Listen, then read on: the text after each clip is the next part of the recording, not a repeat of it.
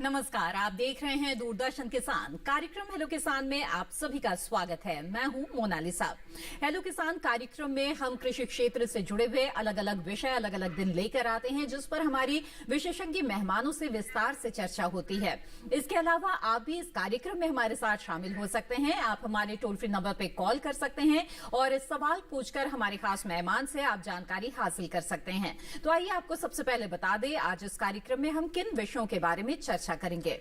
Hello किसान कार्यक्रम में आज का विषय है प्याज की खुदाई और भंडारण प्रबंधन, साथ ही नाशपाती की तुड़ाई एवं भंडारण। इन विषयों पर आज हम विस्तार से चर्चा करेंगे। और जैसा कि मैंने आपको बताया कि आप भी हमारे साथ जुड़ सकते हैं। हमारा टोल फ्री नंबर नोट कर ले जिस पर आप कॉल कर सकते हैं। हमारा टोल फ्री नंबर है 1800-113060 और 1800-113061।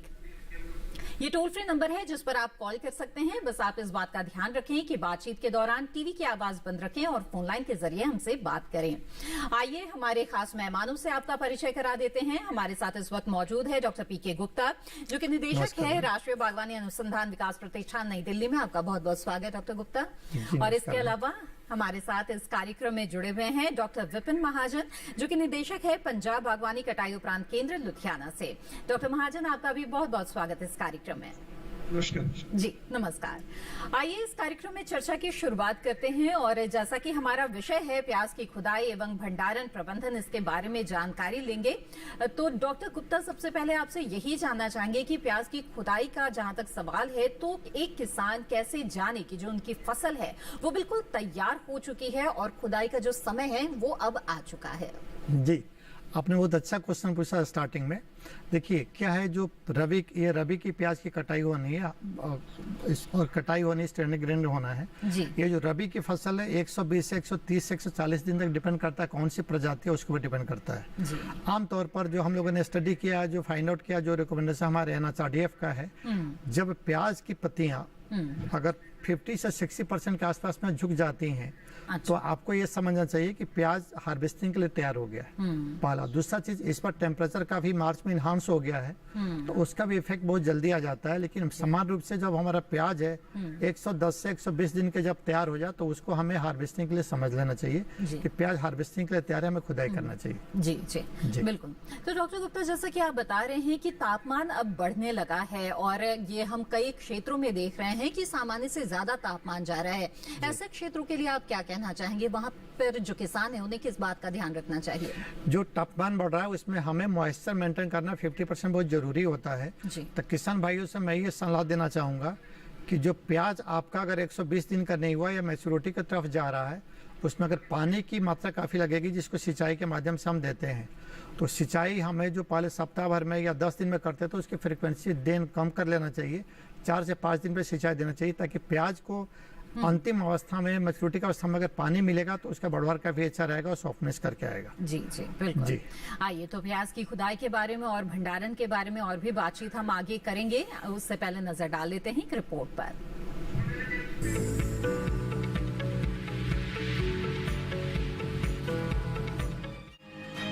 प्याज की खेती रबी और खरीफ दोनों मौसम में की जाती है। खरीफ प्याज की खुदाई अक्टूबर और नवंबर में की जाती है, जबकि रबी प्याज की खुदाई अप्रैल और मई में की जाती है। प्याज में जब पत्तियां सूख कर गिरने लगे, लेकिन पूरी तरह से सूखी ना हो, बल्कि उनका लगभग 70% हिस्सा सूख चुका हो, तब फसल की खुदाई करनी चाहिए। हल्की भूमि में गांठों को हाथ से खींचकर निकाला जा सकता है। अगर मिट्टी कड़ी हो तो खुरपी या कुदाल की मदद से खुदाई करनी चाहिए। प्याज की मांग पूरे साल बनी रहती है।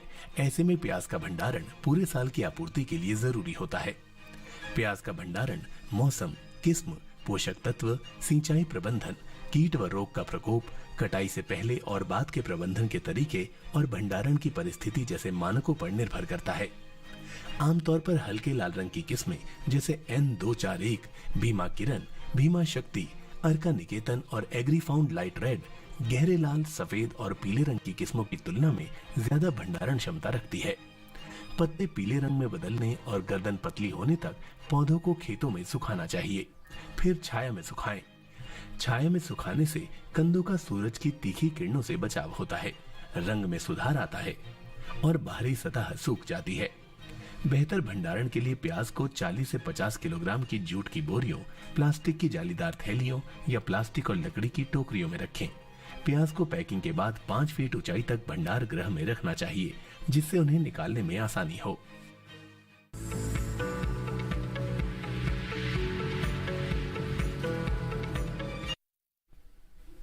जी हाँ, तो प्याज की खुदाई और भंडारण पर ये रिपोर्ट आपने देखी। बातचीत को यहाँ पर आगे बढ़ाते हैं और नाशपाती की तुड़ाई और भंडारण के बारे में बात करते हैं।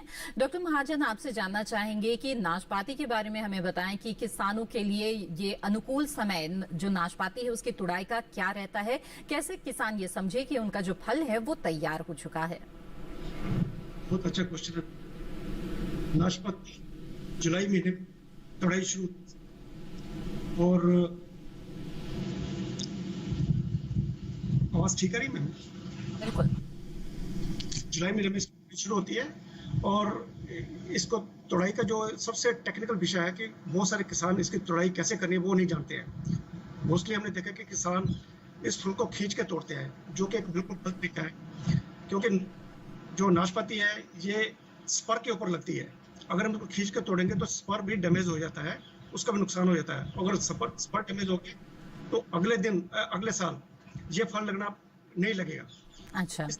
इसकी तुड़ाई करने के लिए सबसे ध्यानपूर्वक बात है कि इसको क्लिपर के साथ या कैंची के साथ काट के ही इसकी तुड़ाई की जाए। जो दूसरा तरीका है कि नाशपाती का जो डंठल होता है, अगर इसको हम ऊपर की तरफ थोड़ा ट्विस्ट करें तो ये अपने आप स्पर के साथ टूट जाता है। अच्छा। इसके दो तरीके हैं, या तो क्लिपर के साथ तोड़े या हाथ के साथ तोड़ना है तो उसको ऊपर की तरफ ट्विस्ट करके तोड़े, खींच के ना तोड़े। और खींच के तोड़ेंगे तो पौधे को भी नुकसान होगा और फल को भी नुकसान होगा। जी। इसके अलावा भंडारण के लिए भी किन किन बातों का ध्यान रखना चाहिए, इसके बारे में आपसे जानेंगे आगे। आइए उससे पहले नजर डाल लेते हैं एक रिपोर्ट पर।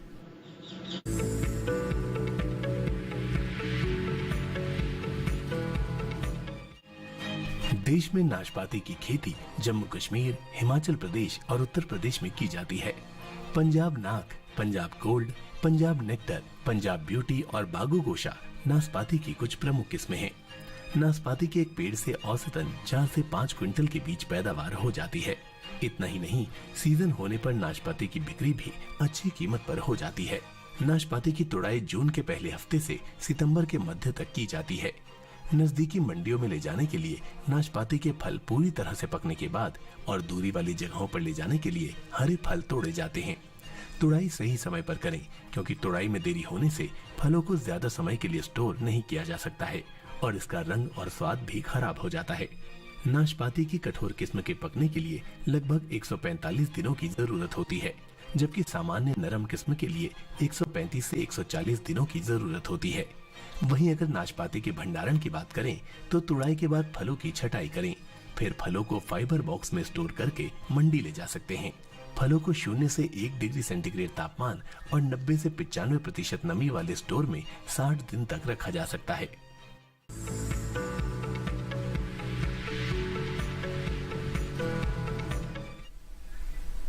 जी हाँ, तो नाशपाती की तुड़ाई पर ये रिपोर्ट आपने देखी। बातचीत को यहाँ पर आगे बढ़ाते हैं और जहाँ तक प्याज की खुदाई की बात है और उसके जो भंडारण है उसकी बात है, डॉक्टर गुप्ता इस वक्त यही जानना चाहेंगे आपसे कि अगर किसान को प्याज की खुदाई करनी है तो उससे कितने समय पहले उन्हें पानी बंद कर देना चाहिए? जी, आपने जैसे पहले पूछा था कि तापक्रम बढ़ने से क्या फर्क पड़ रहा प्याज के ऊपर, तो एक्चुअल में हम लोग जो रिकमेंड करते हैं 7 से 10 दिन मैच्योरिटी के पहले हमें पानी बंद कर देना चाहिए। लेकिन इस वर्ष थोड़ा सा तापमान काफी बढ़ गया है, तो हमको लगभग अधिक से अधिक 4-5 दिन पहले पानी बंद करना चाहिए। अच्छा। क्योंकि सॉइल में 50% मॉइस्चर रहना जरूरी है और उससे कर देते हैं। उसके बाद जब मिट्टी सूख जाए तो उसकी फिर हमें खुदाई करनी चाहिए। जी। समान रूप से हमारे किसान भाइयों को यह ध्यान रखना चाहिए कि हमारे खेत की मिट्टी में 40 से 50 या बल्कि 60% तक उसमें नमी हो। अगर अधिक नमी होता है तो उसमें बीमारी लगने की संभावना हो सकती है स्टोरेज में। जी। अगर कम नमी है तो उसका जो छिलके होते हैं सिकुड़ जाते हैं, जिसका कि मार्केट वैल्यू मार्केट में कम हो जाता है। तो इन बातों का हमें ध्यान रखना चाहिए। तो इस तरह से किसान भाई करेंगे तो प्याज के उत्पादन से अच्छा से अच्छा आय कर सकते हैं। बिल्कुल। डॉक्टर गुप्ता, ऐसे में जब खुदाई कर रहे हैं प्याज की तो किन बातों का ध्यान रखें, क्योंकि जो उसके कंद है उसे नुकसान ना पहुंचे और जो बाजार है उसमें अच्छे भाव भी उनको मिल पाए, इसके लिए किन बातों का ध्यान रखना चाहिए? पहला पॉइंट ये रखना चाहिए कि जब प्याज की खुदाई करने जा रहे हैं आजकल तो मॉर्निंग में और इवनिंग में करना चाहिए, खड़ी धूप में नहीं करना चाहिए। अच्छा। दूसरा पॉइंट कि जब प्याज की आपने खुदाई कर लिया है तो उसको इस तरह से खेत में ही रखना चाहिए कि उसका जो प्याज का बल्ब है दूसरे पत्ती से ढक जाए, जैसा कि इस फोटो में दिखाया जा रहा है। ढकने का ये होगा कि जो पत्तियों में जो न्यूट्रिशन है वह आपको सूख करके प्याज के बल्ब में आ जाएगा। वो प्याज के बल्ब में आने से उसका न्यूट्रिशन वैल्यू काफ़ी बढ़ जाता है। तो ये हमें ध्यान रखना चाहिए। दूसरा चीज़, 2-3 दिन तक खेत में सुखाने के बाद, जिसको हम बोलते हैं क्यूरिंग, जिसको विंटर क्यूरिंग बोलते हैं, आचार्य अपने इसको प्रवास किया हुआ है। तो इसको सुखाने के बाद फिर हमें छाया में ले करके रखना चाहिए। छाया में रखने के बाद 1-2 दिन, मैक्सिमम 4-5 दिन रखने के बाद में उसकी नेक कटिंग करते हैं, इसको गर्दन कटाई बोलते हैं। जी। आपने घर पे प्याज में देखा होगा कि उसमें प्याज काटने के बाद उसमें हल्का सी पत्तियां लगी रहती हैं। वह बहुत ही महत्वपूर्ण फैक्टर है प्याज की भंडारण के लिए और मार्केटिंग के लिए भी। अगर प्याज को ऊपर से पत्ती को लगभग 2 से 2.5 सेंटीमीटर छोड़ के कटाई करते हैं। कटाई करने का ऑब्जेक्टिव होता है पत्तियां सूख जाती है, जो नीचे का जो होल होता है उसमें होल होने से बन जाता है, अन्यथा उसमें माइक्रोब्स का अटैक होगा, उस पर बीमारियां लगेंगी। अच्छा। और बीमारियां जब लगेंगी तो उसका स्टोरेज क्षमता जो काफी कम हो जाएगा और हमारे किसान भाइयों को नुकसान हो सकता है। बिल्कुल। डॉक्टर गुप्ता, यहाँ पर आपको रुकना पड़ेगा। इस वक्त हमारे साथ एक कॉलर जुड़ गए हैं, उनका सवाल यहाँ पर ले लेते हैं, फिर बातचीत को आगे बढ़ाएंगे। धीरेन्द्र जी इस वक्त जालौन उत्तर प्रदेश से हमारे साथ जुड़े हुए हैं। धीरेन्द्र जी, स्वागत है आपका, पूछे अपना सवाल। धीरेन्द्र जी, टीवी की आवाज कृपया बंद कर दीजिए, इससे बातचीत में रुकावट आएगी। सीधे फोन लाइन के जरिए बात करें। जी। जी। हेलो जी, पूछिए अपना सवाल।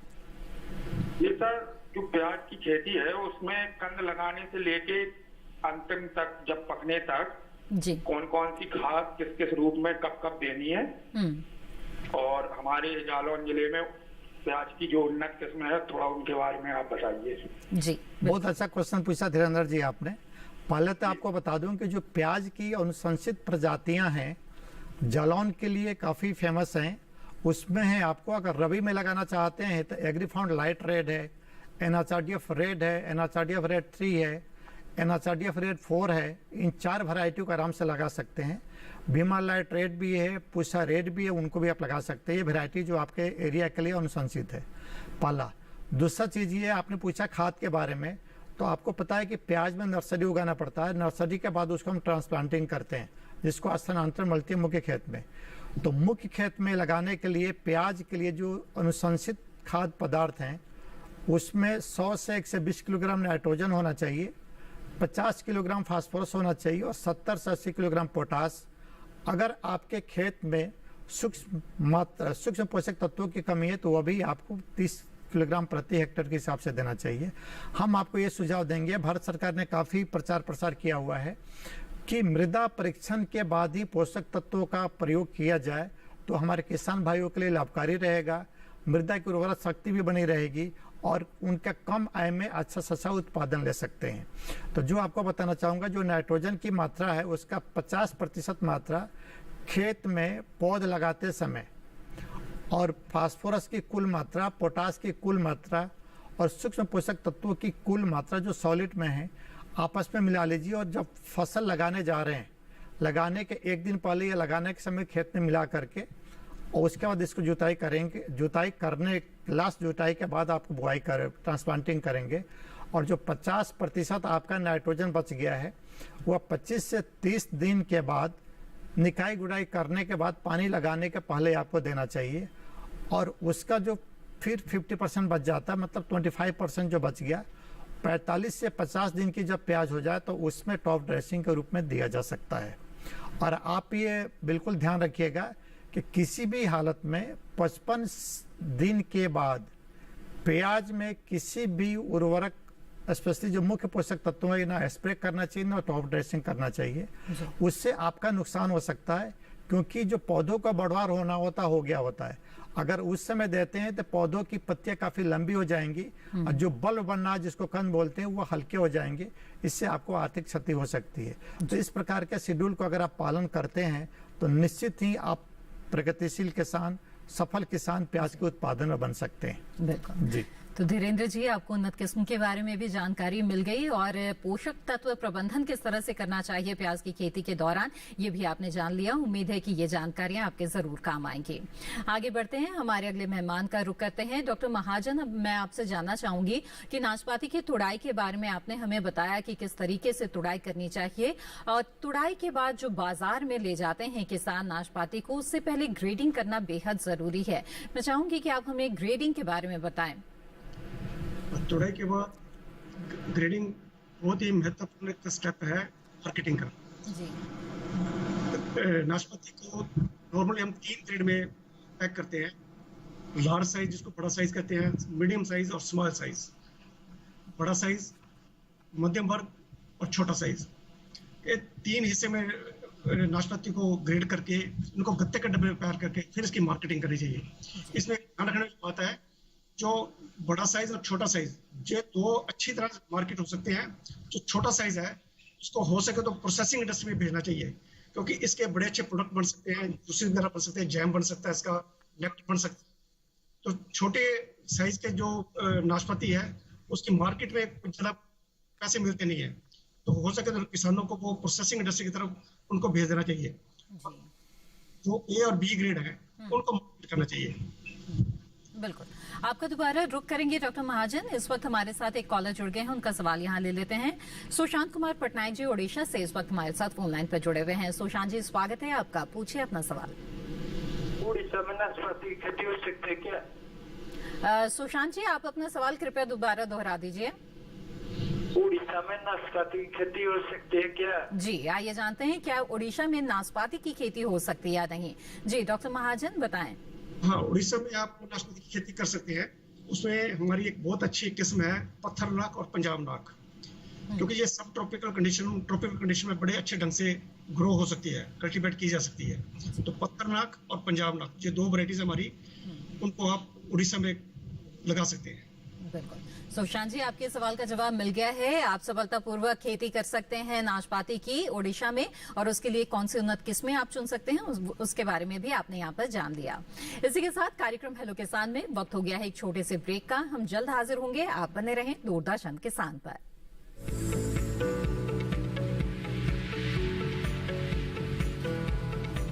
अरे भाई, सुना नहीं क्या? केसीसी ने किसानों का जिंदगी बदल दिया है। देश के छोटे किसान 1,60,000 रुपए तक का कर्ज बिना किसी गारंटी को ले पाएंगे। ब्याज खोरों से भी पीछा छुटा। मैं तो जैविक खेती का पूरा सामान मंगा लिया। केसीसी का भी कोई दबाव नहीं है। ब्याज चुकाने के लिए पूरा 1 साल मिलता है। समय पर भुगतान करने पर केवल 4% के सालाना ब्याज पे लोन मिल गया मुझे। अपना आधार कार्ड, लेटेस्ट फोटो और जमीन के कागजात लेके अप्लाई करो बस। और नामांकन भरने के लिए जेब भी ढीली नहीं करनी पड़ी।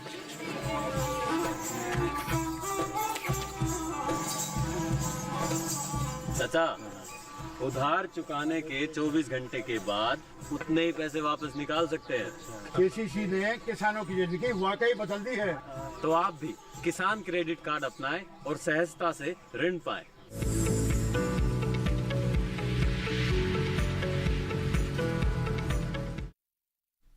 ब्रेक के बाद आप सभी का फिर से स्वागत है। आप देख रहे हैं कार्यक्रम हेलो किसान। आज इस कार्यक्रम में हम प्याज की खुदाई व भंडारण और साथ ही नाशपाती की तुड़ाई और भंडारण के बारे में चर्चा कर रहे हैं। अगर इन विषयों के बारे में आप भी कोई जानकारी हासिल करना चाहते हैं तो आप हमारे टोल फ्री नंबर पर कॉल कर सकते हैं और हमारे विशेषज्ञ मेहमानों से आप जानकारी ले सकते हैं। इस वक्त हमारे साथ एक कॉलर जुड़े हुए हैं, आइए उनका सवाल लेते हैं। दीपक जी इस वक्त हमारे साथ जुड़े हुए हैं मध्य प्रदेश से, धार मध्य प्रदेश से हमारे साथ जुड़े हुए हैं। दीपक जी, स्वागत है आपका, पूछे अपना सवाल। दीपक जी, मेरी आवाज मिल रही है आपको? हेलो दीपक जी टीवी की आवाज कृपया बंद कर दीजिए। जी मैडम। हेलो जी बताएं अपना सवाल। मैडम, मेरा सवाल है कि धार जिले में कौन सी किस्म प्याज की लगानी चाहिए?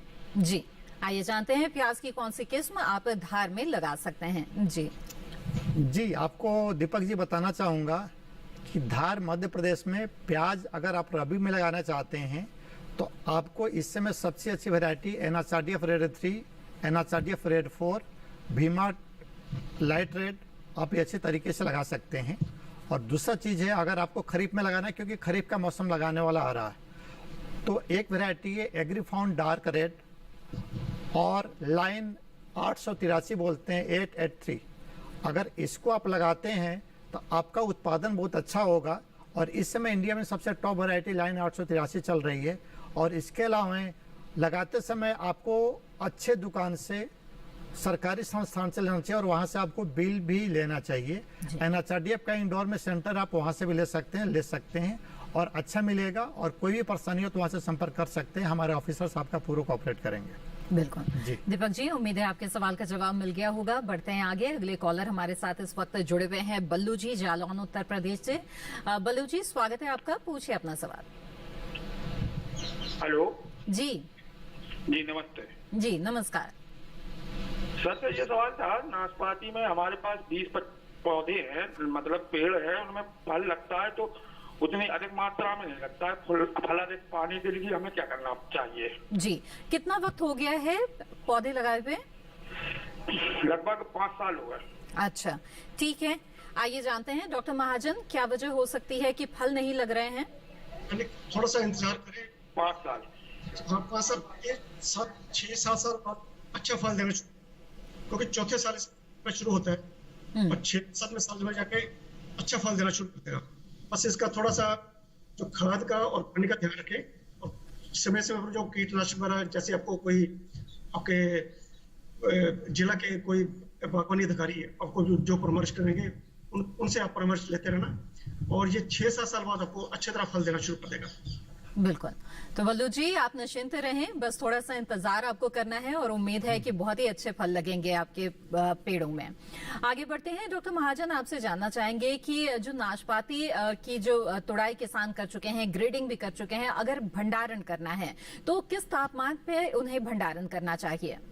नाशपाती जैसे मैंने बताया कि बहुत ही स्वादिष्ट फल है और जब इसको तोड़ते हैं तब ये काफी सख्त होता है, काफी हार्ड होता है और इसको कच्चा खाया भी नहीं जा सकता है। तो इसे अगर थोड़ी देर के लिए हम स्टोर भी कर ले तो स्टोर करने के बाद ये इतना अच्छा फल बन जाता है जितना जैसे खाने में गोल्डन डिलीशियस एप्पल होता है। तो स्टोर करने के लिए, इसको भंडारण करने के लिए जो ठीक कंडीशंस हैं, जो टेम्परेचर है वो इसका 0 से लेके 1 डिग्री सेंटीग्रेड है और 90 से 95% तक इसकी नमी जो स्टोर की होनी चाहिए।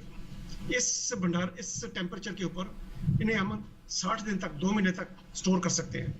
और जब 2 महीने के बाद इनको स्टोर से निकालेंगे तब इसका रंग जो होता है वो गोल्डन डिलीशियस एप्पल की तरह देखने में लगता है। खाने में ये बहुत ही स्वादिष्ट हो जाता है, बहुत ही इसका मेल्टिंग जैसे पल्प होता है वो बन जाता है इसका। हम हमेशा कहते हैं कि जब भी नाशपाती को खाना हो, अगर 2-4 दिन आप इसको फ्रिज में भी रख लेंगे तब भी ये खाने के लायक बन जाती है। जी बिल्कुल, आइए यहाँ पर आगे बढ़ते हैं और जानकारी लेते हैं प्याज की खुदाई जो किसानों को करनी है उन्हें किन किन बातों का ध्यान रखना चाहिए। डॉक्टर गुप्ता आपसे जानना चाहेंगे कि जो प्याज है, वैसे तो इसकी बहुत अच्छी मांग रहती है, लेकिन तरह तरह के जो प्याज हम बाजार में देखते हैं, रंग जिसका जितना सुंदर होगा जाहिर तौर पर जो ग्राहक है उसकी तरफ आकर्षित होंगे। तो प्याज के अच्छे रंग आए इसके लिए किसान क्या उपाय अपना सकते हैं? बहुत अच्छा क्वेश्चन पूछा आपने। आपको बताना चाहूंगा, अच्छा रंग लाने के लिए एक तो अच्छी वैरायटी आपको सिलेक्शन करना पड़ेगा। जो अधिक डार्क रेड की वैरायटी है वो बरसात में अधिक होती है, लाइट रेड की वैरायटी आपकी रबी में अधिक होती है। जब पौधों की खुदाई करने जा रहे हैं तो खुदाई करते समय जो पानी का जो मात्रा है, जिसको करते हैं नमी, मिट्टी में जो मात्रा होनी चाहिए 50 से 7% के आसपास में होना चाहिए। और कटाई के बाद जो क्यूरिंग करते हैं उसको, वो अभी बहुत इंपॉर्टेंट है। क्यूरिंग और उसकी जो उसको करते हैं नेक कटिंग, जिसको गर्दन कटना बोलते हैं, ये 3 फैक्टर काफ़ी होते हैं। और पौधों की पत्तियां जितनी सूख करके उससे जो पोषक तत्व होते हैं अगर उसमें जल में मतलब बल्ब में आ जाते हैं तो प्याज के कलर वैरायटी के जो प्रजाति के जो लक्षण होते हैं उस कारण से हो जाएंगे। कभी कभी आपने देखा होगा मार्केट में प्याज तो मिलता है लेकिन छिलके निकले रहते हैं। छिलके निकलने का मेन कारण होता है कि उसमें क्यूरिंग उसको अच्छी तरीके से नहीं की गई है, जिसके कारण से छिलका निकल जाता है। और आपको बता दें, जो छिलका निकला हुआ प्याज है उसको आप भंडारण के लिए उपयुक्त बिल्कुल न समझें, उसको इमीडिएट मार्केट में हमें सोल्ड आउट कर देना चाहिए, क्योंकि भंडारण में रखते हैं आपको तो उसमें बीमारियां लगने की संभावना अधिक रहेगी, क्योंकि उसमें मॉइस्चर आता है। तो आपका जो क्वेश्चन था कि अच्छा रंग लाने के लिए किसान भाइयों को एक तो परिपक्व होने के बाद बल्ब की खुदाई करें जी। खुदाई के बाद उसको क्यूरिंग करें खेत में 2-3 दिन, उसके बाद छाए पेड़ के नीचे या किसी घर में छाए नीचे उसका नेक कटिंग करें। तो इस तरह से करेंगे तो प्याज का रंग अच्छा रहेगा और वही उसका विशेष क्वालिटी है जिसकी हम भारतीय काफी पसंद करते हैं। बिल्कुल जी। आइए यहाँ पर अब आगे बढ़ेंगे। इस वक्त हमारे साथ एक कॉलर जुड़ गए हैं, उनका सवाल यहाँ पर लेते हैं। सुल्तानपुर उत्तर प्रदेश से इस वक्त हमारे साथ एक कॉलर जुड़े हुए हैं। जी नमस्कार, स्वागत है आपका। प्रभात जी बताइए क्या जानना चाहते हैं आप? जी प्रभात जी, मेरी आवाज मिल रही है आपको? हेलो। हाँ हमें आवाज मिल रही है। हमारा सवाल है मैम, हम पर कौन सी वैरायटी लगा सकते हैं प्याज की? प्याज की कौन सी वैरायटी लगा सकते हैं? जी जी, आइए जानते हैं डॉक्टर गुप्ता। देखिए, जब से प्रोग्राम शुरू हुआ हम प्याज की वैरायटी बता रहे हैं, वह समझने की बात है कि जो प्याज की वैरायटी है खरीफ के लिए और रबी के लिए दोनों अलग होती हैं। अभी देखिए रबी की फसल की कटाई हो रही है, जिसमें जो उन किसान भाइयों ने लगाया होगा, अब देख सकते हो उसमें एग्रीफाउंड लाइट रेड है, NHRDF रेड 3 है, NHRDF रेड 4 है, NHRDF भी है, और इसके अलावा भीमा लाइट रेड है, पूसा माधवी है, अर्का निकेतन भी, बहुत सी प्रजातियां रबी मौसम के लिए हैं। बट अगर हमें खरीफ में लगाना, जो कि आने वाला टाइम आ रहा है जून में लगाने का, तो खरीफ में लगाने के लिए सबसे उचित जो प्रजाति एग्रीफाउंड डार्क रेड है, लाइन 883 है, बहुत अच्छा उत्पादन दे रही है। लाइन 883 आपको बता दें कि वो 80 दिन में तैयार हो जाती है। उसका बल्ब भी काफ़ी डार्क होता है, सॉलिड होता है, जिसका मार्केट वैल्यू अन्य प्रजातियों की अपेक्षा अधिक है। और एग्रीफाउंड डार्क रेड है, वो भी लगभग 100 दिन में तैयार होता है। तो एग्रीफाउंड डार्क रेड, लाइन 883, इन दोनों प्रजातियों का रबी के मौसम में बुआई के लिए आपको चयन करना चाहिए। आप सुल्तानपुर में है NHRDF का देवरिया सेंटर, आप वहाँ से भी ले सकते हैं, वहाँ के लोकल मार्केट से भी ले सकते हैं। लेते समय ध्यान रखें कि जो भी सामान खरीदते हैं खेती के लिए ओरिजिनल बिल जरूर लें, ताकि किसी प्रकार का प्रॉब्लम होगा तो आप लीगल प्रोसेस को आप स्टार्ट कर सकते हैं। जी बिल्कुल प्रभात जी, उम्मीद है आपके सवाल का जवाब यहाँ पर आपको मिल गया होगा। आइए बातचीत को आगे बढ़ाते हैं और डॉक्टर महाजन मैं आपका रुख करना चाहूंगी। और जैसे कि आपने बताया था कि नाशपाती बहुत ही अच्छा फल है, लेकिन अगर उसको कुछ दिनों के लिए भंडारित कर लिया, उसके बाद अगर बाजार में ले जाते हैं तो और भी अच्छा होगा, स्वाद भी और भी बेहतर आता है। ऐसे में भंडारण के दौरान गुणवत्ता बनी रहे और किसी तरह का नुकसान ना हो, इसके लिए किन किन बातों का ध्यान रखना बेहद जरूरी है? इसमें सबसे महत्वपूर्ण बात है कि इसको किस मटेरियल में पैक करें जी। जब पैक करना है, नॉर्मली हमने देखा कि बहुत सारे किसान इसको बोरी में डाल के स्टोर कर देते हैं। तो नाशपाती की वैल्यू, अगर जब तक इसको हम अच्छे ढंग से पैक नहीं करेंगे, इसकी वैल्यू बिल्कुल जीरो होगी मार्केट में। इसको पैकिंग जब स्टोर करना है तो उसको प्लास्टिक के क्रेट में या गत्ते के डब्बे में, 20 किलो की प्लास्टिक क्रेट या 10 किलो का गत्ते का डब्बा, जिसको हम CFB कॉटन कहते हैं, उसमें ही पैक करके इसको स्टोर करेंगे। अगर इन चीज़ों में, इन पैकिंग मटेरियल में इनको स्टोर करेंगे तो इसमें प्रॉपर वेंटिलेशन भी रहेगी, फ्रूट की जो सांस लेने की प्रक्रिया वो भी ठीक ठाक चलती रहेगी और इसकी जो है गुणवत्ता पूरी बनी रहेगी। अगर बोरी में इसको स्टोर, जैसे आलू या प्याज स्टोर करते हैं, कई बार फार्मर हमने देखे हैं कि इसको बोरी में डाल के स्टोर कर देते हैं, उसमें बहुत सारा नुकसान हो जाता है। स्वादिष्ट तो क्या बनना उसने, और उसमें फल गलने और सड़ने शुरू हो जाता है, तो किसान को बहुत सारा नुकसान हो जाता है। तो ध्यान रहे कि प्लास्टिक के क्रेट या गत्ते के डब्बे, 2 ही कंटेनर है जो जिसमें कि इनको पैक करके स्टोर करना चाहिए। जी बिल्कुल, आपका दोबारा रुख करेंगे डॉक्टर महाजन, यहाँ पर बातचीत को आगे बढ़ाते हैं। और डॉक्टर गुप्ता मैं आपसे जानना चाहूंगी कि आपने बताया कि खुदाई के दौरान किन किन बातों का ध्यान रखें प्याज की खुदाई के दौरान। अब या तो प्याज खुदाई के बाद सीधे बाजार भी लेके जा सकते हैं और भंडारित भी कर सकते हैं। ऐसे में बल्ब का जो चुनाव है वो किस तरह से करें कि किन बल्ब को वो बाजार में ले जाए और किन्हें भंडारित करें? देखिए, आपने बहुत अच्छा क्वेश्चन पूछा कि प्याज का श्रेणीकरण या ग्रेडिंग कैसे करें जी। तो देखिए, 2 ऑब्जेक्टिव है कि आपने जो प्याज लगाया उसका ऑब्जेक्टिव क्या था? अभी मार्केट में बेचना था या भंडारण का था? जी। अगर बेचना है तो आप उसको मार्केट में बेच सकते हैं। बेचने के पहले उसको क्यूरिंग करना, नेक कटिंग करना, जिसको गर्दन तोड़ कटाई बोलते हैं, वो करना जरूरी है।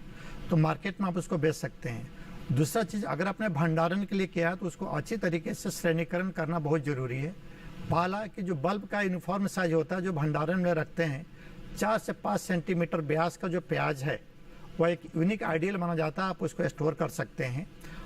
और जिस प्याज के छिलके उतर गए हैं या जिस प्याज में कहीं पे रोग का प्रकोप हो या आपने खुरपी से किसी हथियार से कट गया हो तो उसको अलग कर देना चाहिए।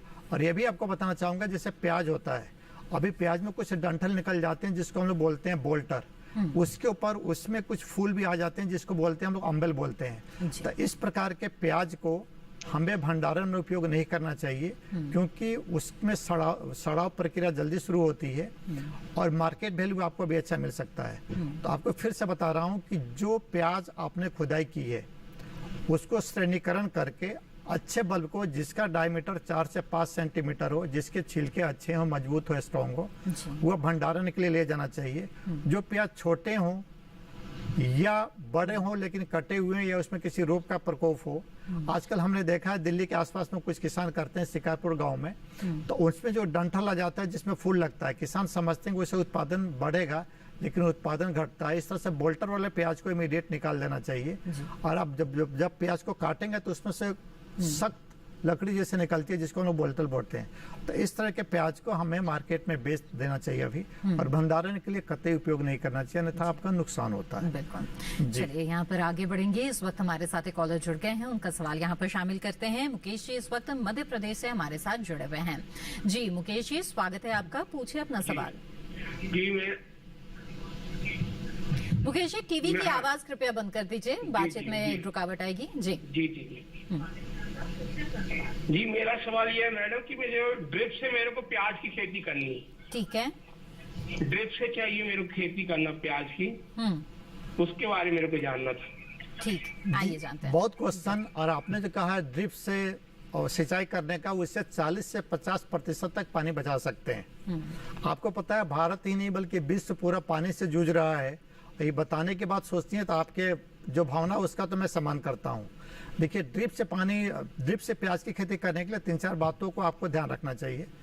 पहला बात इसमें यह है कि जब ड्रिप पे फसल लगाना तो उसके लिए ऊंची हुई क्यारियां बनानी चाहिए। क्यारियों का जो चौड़ाई है 120 सेंटीमीटर होना चाहिए, लंबाई आप अपनी आवश्यकता अनुसार कर सकते हैं। और प्याज के जो क्यारी आपने बनाया है जो समतल है उससे 15 से 20 सेंटीमीटर ऊंची होनी चाहिए। और उस पर पौध लगाने के बाद आप उस पर लेटरल पाइप आता है, अलग अलग mm का आता है, आप 3 से 4 mm का ले सकते हैं इसमें, और उसमें होल बने रहते हैं, उस पाइप को लेकर के लगा सकते हैं। और अच्छा खेती और करना है तो लेटरल पाइप लगाने के अलावा उसको प्लास्टिक मल्च कर दीजिए। तो प्लास्टिक मल्च करते हैं तो उसमें खरपतवार की संभावना बहुत कम रहती है। और बिना प्लास्टिक मल्च का अगर आप 40% पानी संरक्षित कर रहे हैं, सेव कर रहे हैं, तो प्लास्टिक मल्च लगाने के बाद आप 50 से 60% तक कर सकते हैं। वो जो प्लास्टिक मल्च है ब्लैक कलर की आती है, वो आपको साल भर तक चल सकती है। प्याज की खुदाई के बाद आप दूसरी प्याज लगा सकते हैं, मूली लगा सकते हैं, भिंडी लगा सकते हैं, तो काफी यूजफुल है। तो इस तरह से ड्रिप का आप कर सकते हैं। दूसरा चीज, ड्रिप में आप ये ध्यान रखिएगा, हम लोग ड्रिप तो लगा देते हैं लेकिन कुछ साल्ट आने के कारण 1-2 साल के बाद ड्रिप जो होता है वो जाम हो जाता है, तो हमें एसिड से डाल के उसकी सफाई करनी चाहिए। तो इस प्रकार से ड्रिप से खेती करके आप बहुत अच्छा खेती कर सकते हैं। तो और मुकेश जी हमारे बहुत ही प्रगतिशील किसान हैं जो कि ड्रिप से खेती करना चाहते हैं, और हमें उम्मीद है कि इन जानकारियों से उनको जरूर लाभ होगा। इस वक्त हमारे साथ एक और कॉलर जुड़ गए हैं, उनका भी सवाल यहाँ पर ले लेते हैं। मूरत सिंह जी कर्नाटक से इस वक्त हमारे साथ जुड़े हुए हैं। जी मूरत सिंह जी, स्वागत है आपका, पूछे अपना सवाल।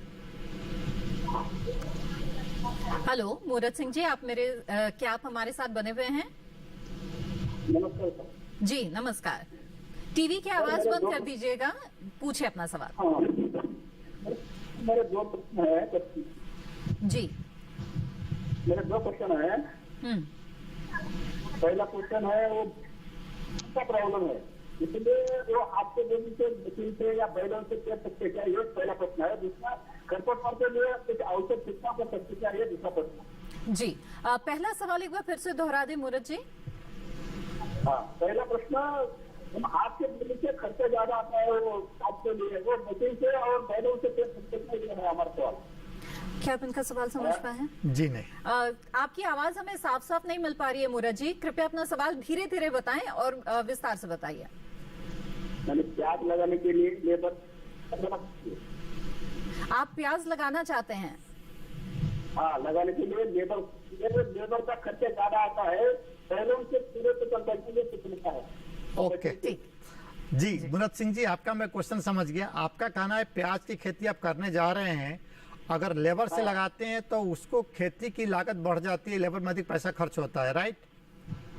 एक क्वेश्चन। दूसरे ये चाह रहे हैं कि लेबर को कम करने के लिए, लेबर को खर्चा कम करने के कोई बैल चालित यंत्र है क्या, या ट्रैक्टर चालित यंत्र है क्या? आपके साथ ऐसा ही क्वेश्चन है? ठीक है जी। तो आप क्या जवाब देना चाहेंगे? देखिए, मेरा जवाब ये है कि अभी पंजाब एग्रीकल्चर यूनिवर्सिटी लुधियाना ने और डीओजीआर ने मिलकर के अभी काफी इंस्ट्रूमेंट डेवलप कर रहे हैं, कुछ कर भी लिया है कि वो ट्रैक्टर से या बैल से चलाते समय उसको रुपाई किया जा सकता है, जिसमें लगभग 50% लेबर की बचत होती है। एक चीज। दूसरा चीज ये कि अगर कर्नाटक में जो मेरे नॉलेज में है, जैसे हुबली हो गया, धारवाड़ हो गया, दुर्गापुरा हो गया, वहां पे आप लोग खरीफ की प्याज अधिक करते हैं, आप लोग छिड़कावा विधि से प्याज को छिड़क देते हैं, बारिश आता जम जाता, फिर उसको आप लोग खेती कर लेते हैं। तो लेबर बचाने के लिए भी बहुत अच्छा तरीका है, बशर्ते उसमें यील्ड इंश्योर आता है। यील्ड आपका श्योर नहीं रहता कि कितना क्विंटल मिलेगा, क्योंकि अधिक कृषि क्रिया करने के लिए आपको परेशानियां सी होती हैं। वो डिसाइड करना हो, चाहे हार्वेस्टिंग करना हो, चाहे वीडिंग करना हो, तो उसमें प्रॉब्लम सी आती है। तो जो आपका क्वेश्चन था ये कि बैल चालित या ट्रैक्टर चालित ऐसे यंत्र निकल रहे हैं, पेऊ लुधियाना और डीओजीआर राजगुरु नगर काम कर रहा है इसके ऊपर, मोस्ट प्रोबेबली कुछ दिन में आ जाएगा। और कर्नाटक में मैक्सिमम लोग छिड़काव विधि से करते हैं, खरीफ का प्याज लेते हैं, बहुत अच्छा होता है। जी बिल्कुल। और अगला सवाल था खरपतवार नियंत्रण का, जिसके बारे में आपसे जानकारी लेंगे, लेकिन फिलहाल कार्यक्रम में वक्त हो गया है एक छोटे से ब्रेक का। जल्द हाजिर होंगे, आप बने रहें दूरदर्शन के साथ पर।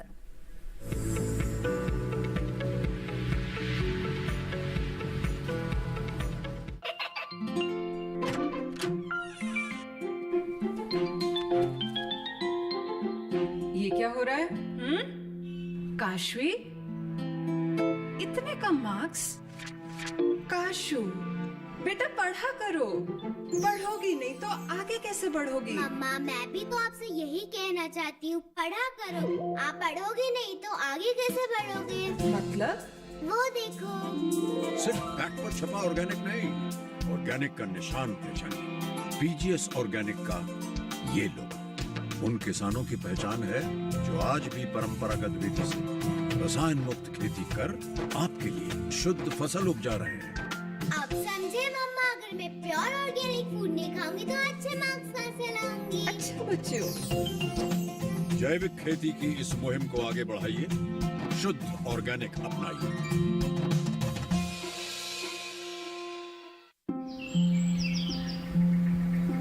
अरे क्या कर रहा है? इधर इधर इधर, हम बोल रहे हैं तेरे बीजू का। उतला बोल रहा है? हाँ, पक्षियों से तो हम खेत को बचा लेते हैं, पर इन घातक रसायनों से कैसे बचाएं? मतलब? देख बेटा, तू जो ये अंधाधुंध रसायन मिलाता है ना, मिट्टी की सेहत बिगड़ने लगी है, और जब माटी ही कमजोर पड़ जाएगी तो उपज कैसे सेहतमंद होगी? अरे पहले ऐसा नहीं था, पूछना अपने बड़े बुजुर्गों से, कैसे फसल लहलहाती थी, शुद्धता झलकती थी। हाँ, माटी भी तंदुरुस्त और लोग भी। पहली वाली बात कहाँ? पर अब तो सब यही डाले हैं। सब नहीं, आज भी लाखों जागरूक किसान परंपरागत विधि से फसल उगा रहे हैं, खर्चा कम और उपज की कीमत भी बेहतर पा रहे हैं। ठीक है भाई, मैं भी आज से जैविक खेती शुरू करूंगा। माटी से प्रेम की परंपरा है, परंपरागत खेती।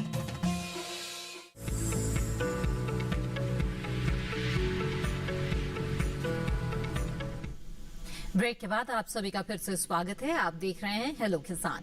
हेलो किसान कार्यक्रम में आज हम प्याज की खुदाई और भंडारण और साथ ही नाशपाती की तुड़ाई और भंडारण के बारे में चर्चा कर रहे हैं।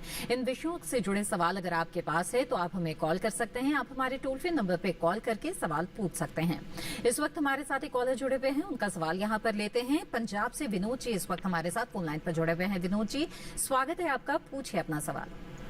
मैडम वनस्पति के लिए कैसी मिट्टी चाहिए और इसको कितने पीएच का पानी चाहिए और कितने समय बाद पानी देना पड़ता है? जी बिल्कुल, आइए जानते हैं डॉक्टर महाजन, बताएं। नॉर्मली इसे सैंडी लोम सॉइल चाहिए जिसमें मिक्सचर हो, लोम भी हो और सैंड भी हो। और वैसे तो इसको तो 6.5 से लेकर 7 pH का अगर पानी मिल जाए तो बहुत अच्छा है, क्योंकि ये हमने देखा कि हमारे जो अगर क्योंकि आप पंजाब से हैं, हमारे जो अमृतसर वाली बेल्ट है, अमृतसर, गुरदासपुर, बटाला, पठानकोट, और इस तरफ हम लुधियाना की तरफ आए तो इसी जगह पर लग सकता है ये। और उधर अगर हम बठिंडा और अबोर की तरफ जाए वहाँ पर ये फल लगता है।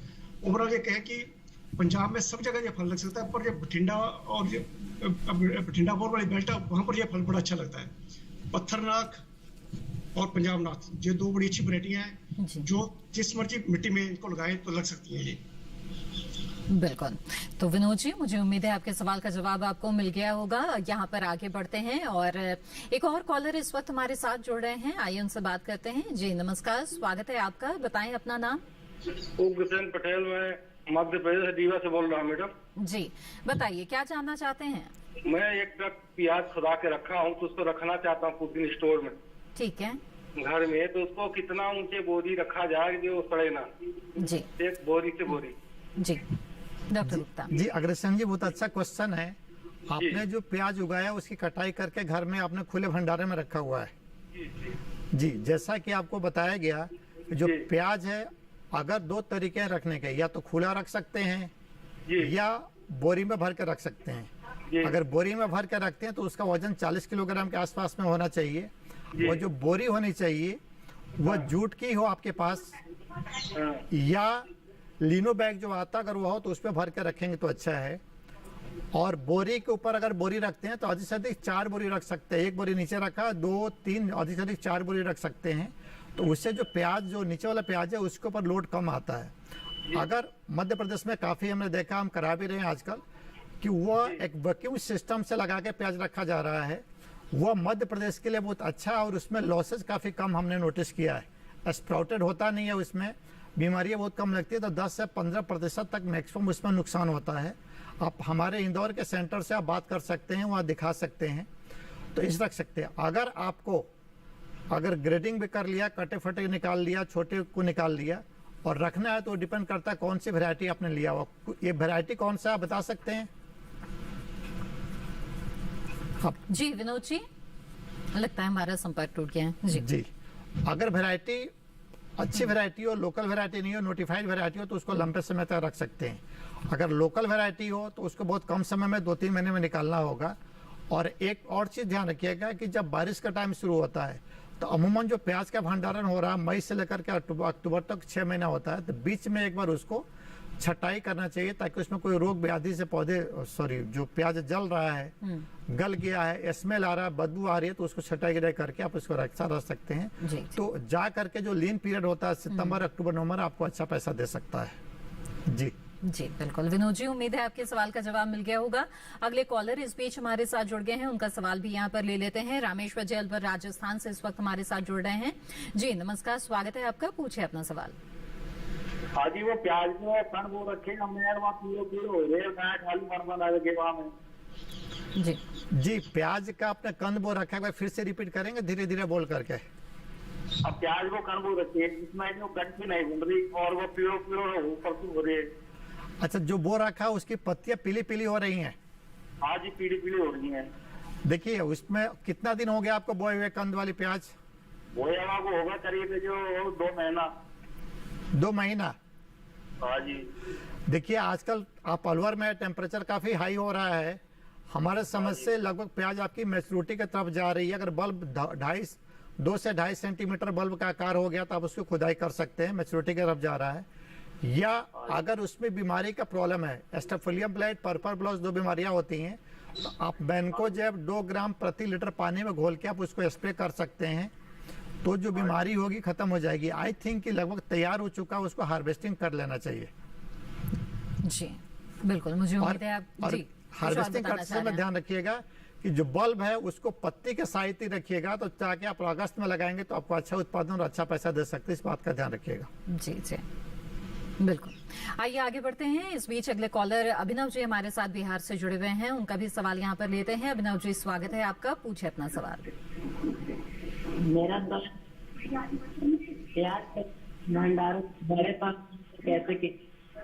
प्याज का भंडारण कैसे करें, ये जानना चाहते हैं आप? ठीक जी, आप प्याज के भंडारण के बारे में जानना चाहते हैं कि प्याज को भंडारण कैसे किया जाए, उसके बारे में जानना चाहते हैं अभिनव जी? जी हाँ। चलिए मैं आपको दोनों बता देता हूं, क्योंकि आपका आवाज क्लियर हमारे तक नहीं आ रहा है।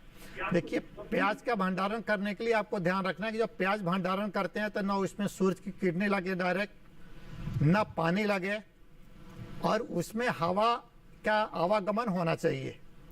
या तो आपके लिए जो NHRDF का जो एक स्टोरेज स्ट्रक्चर बना हुआ पटना से ले सकते हैं, उसमें 10 से लेके 50 टन कैपेसिटी का बनता है। या अगर आपको समान रूप से घर में कहीं जगह खाली है, आप डाल सकते हैं उसको, लेकिन खुले प्याज को डाल सकते हैं। अधिक से अधिक उसको 10 से 12 सेंटीमीटर ऊंचाई पर रख सकते हैं और हवा लगता रहेगा तो भंडारण बहुत अच्छा कर सकते हैं। भंडारण के पहले आपको यह ध्यान रखना है कि उसकी श्रेणीकरण करना बहुत जरूरी है। तो उससे आपका भंडारण की क्षमता बढ़ सकती है, आपको स्पेस भी कम लगेगा, और जो छोटे और खराब वाले हैं उसको मार्केट में बेच के आप उसको पैसा ले सकते हैं, उसका आप उपयोग कर सकते हैं। तो भंडारण के इस बात को ध्यान रखना है कि उसमें धूप न लगे, पानी ना आवे और वायु का आवागमन होता रहे उसमें। जी बिल्कुल अभिनव जी, तो आपने जान लिया कि प्याज का भंडारण जो है वो किस तरह से करें, किन किन बातों का ध्यान रखें। आगे बढ़ते हैं, यहाँ पर रुक करते हैं हमारे अगले मेहमान का।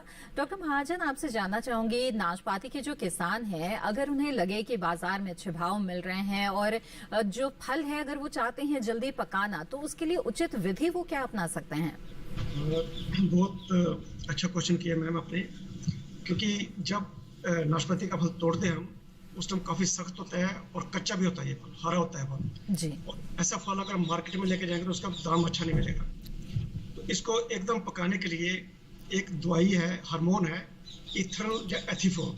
ये वही हार्मोन है जिससे हम केला या आम पका सकते हैं। इस हार्मोन का जो हम सोल्यूशन बनाते हैं वो 2 ml 1 लीटर पानी में घोल के, 1 लीटर का सोल्यूशन बता रहा हूँ मैं, 2 ml 1 लीटर के हिसाब से इसका सोल्यूशन बनाएं।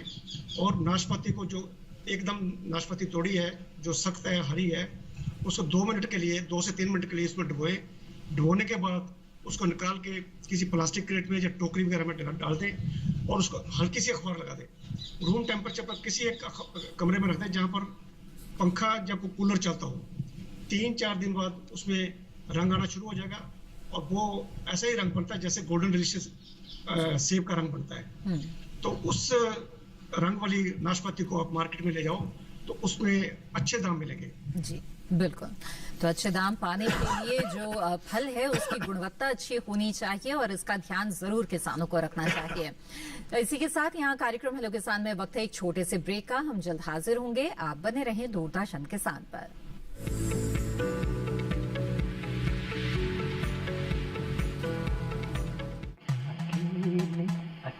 अरे वाह भैया, अकेले अकेले। अरे तू भी ले, पर खाएगा कैसे? मैं ऑर्गेनिक खेती की बात कर रहा रे बेटे। अकेले अकेले खेती कब तक करेगा? मतलब है गांव में 20-25 किसानों का समूह बना के पंजीकरण करवा ले, फिर सरकारी ट्रेनिंग भी मिलेगी और मुफ्त जैविक बीज खाद भी। फिर BGS ऑर्गेनिक की सरकारी मोहर के साथ तेरी उपज आकर्षक पैक में पहुंचेगी बड़े बाजार तक। अच्छा हाँ, अरे भाई कहाँ चल दिया? सबको साथ लाने, आमदनी बढ़ाने। तो किसान भाई समझ गए ना? साथ मिलकर ऑर्गेनिक खेती कीजिए, अपनी परंपरा को आगे बढ़ाइए, ज्यादा मुनाफा कमाइए। माटी से प्रेम की परंपरा है परंपरागत खेती।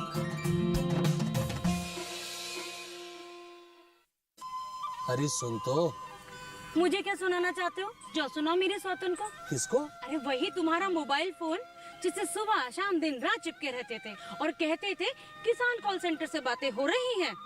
अच्छा ये बात है। हाँ, क्यों, क्या हुआ? अब बात नहीं होती क्या? अब तो झट से बात हो जाती है। ऐसा क्या?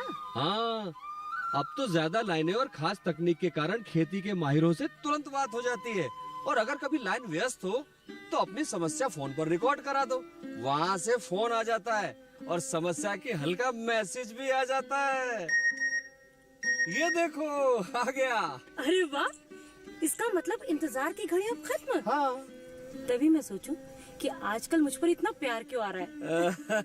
कृषि संबंधी समस्याओं का अपनी भाषा में तुरंत हल पाने के लिए पूरे भारत में किसी भी फोन से हेल्पलाइन नंबर पर संपर्क करें। किसानों का दोस्त किसान कॉल सेंटर।